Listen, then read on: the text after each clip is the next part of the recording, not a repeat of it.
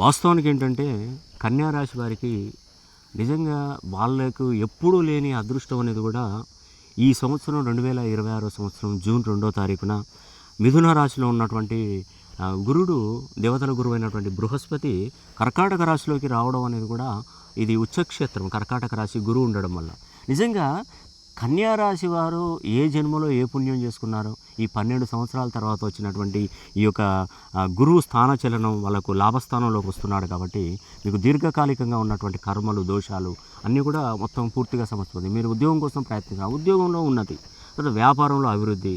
తర్వాత నేను మిమ్మల్ని కోరుకునేది, ఈ అధిక జ్యేష్ఠ మాసం అనేది మనం పూజలు, హోమాలు, యాగాలు, వ్రతాలు చేసుకునేటువంటి, దాన ధర్మాలు చేసుకునేటువంటి టైం అండి ఇది.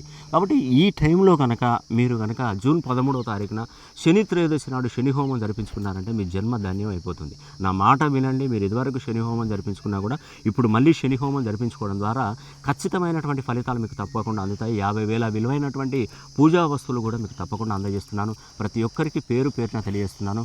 ఈ శని హోమం అనేది తప్పకుండా మీరు జరిపించుకోండి.